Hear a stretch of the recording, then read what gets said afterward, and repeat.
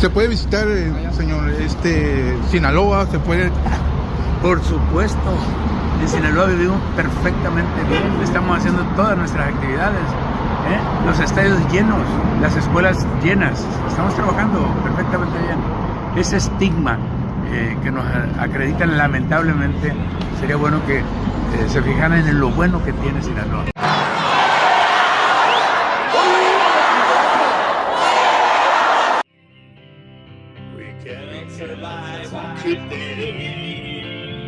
We have to do fucking day.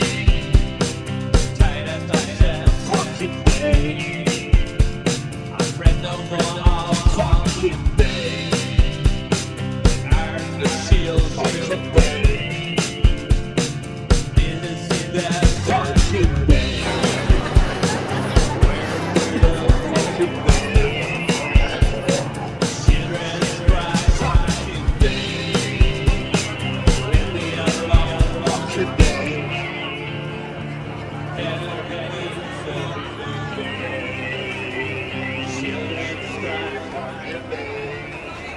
8:10 a.m. at the Socrates Primary School, teachers and students suspend their classes to go to a protest in the streets. The reason is the murder of 2 students from that school and their father. The director called the entire city of Culiacán, Sinaloa, Mexico, to this protest through social networks, to demand justice for the war between drug cartels in that city, where in that war they die every day and an average of 8 people disappear daily. Among them innocent people who have nothing to do with the drug cartels. Culiacán completes 5 months of war where the city is under curfew. From very early, people lock themselves in their houses, protecting themselves from bullets, fire, car thefts, and explosions. The economy stopped working. Restaurants, hotels, and many businesses closed. Nightlife has been suspended since September 2024. The governor seems to be partying and says a lot of stupid things like this. Culiacán is fine. Everything is calm. People are at work. Children in schools and parks. Stadiums are full. When that is a fucking lie. The federal government doesn't care, and every day it sends 150 special forces to Culiacán, and these are not noticed in the streets. Only when there are dead people do they arrive and fill the corpse with personnel. They are not only special forces but also state, municipal and federal police. It is a bad strategy that continues day after day, and the days and weeks become months, and the shitty governor that we have and his officials keep saying that the murders are going down. Hundreds of innocent people lose their lives unrelated to this war. After the protest, another one was held on Sunday, January 26th, with thousands of people asking for the resignation of the governor. The governor, instead of governing, better defend himself.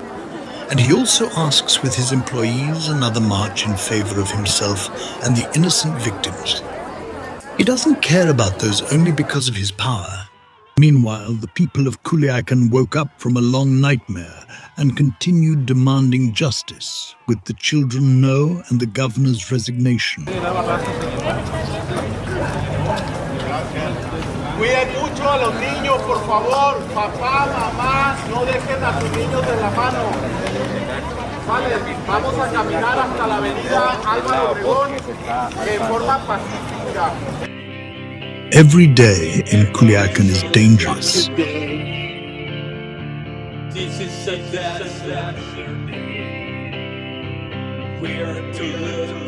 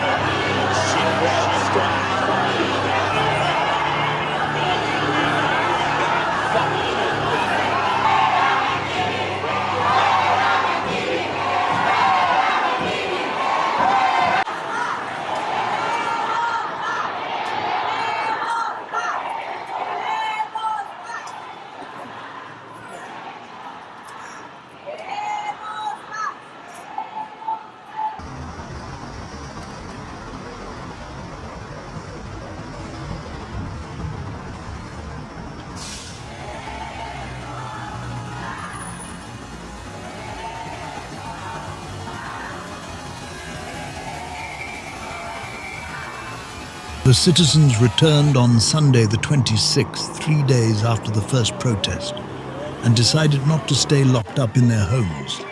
Young people no longer go out to parties, restaurants or cafes. They no longer want to be locked up, and it's time to demand that Rocha Moya, governor of Sinaloa, resign. They say no more.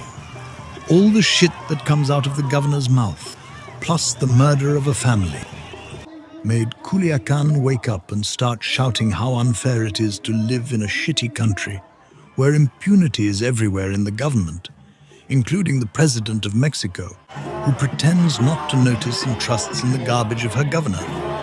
Out with Rocha. Out with Rocha. ¡Fuera Rocha! ¡Fuera Rocha! ¡Fuera Rocha! ¡Fuera Rocha! ¡Fuera Rocha! ¡Fuera Rocha! The logic of this leftist government since the arrival of the last president of the Republic, Andrés Manuel López Obrador. His policy was based on the fact that any tragedy of the Mexicans that his party or his politicians claimed was to be against them. Now all his politicians act in the same way as Moya, who says that anyone who criticizes him is an adversary and Governor Rocha wants to damage his image.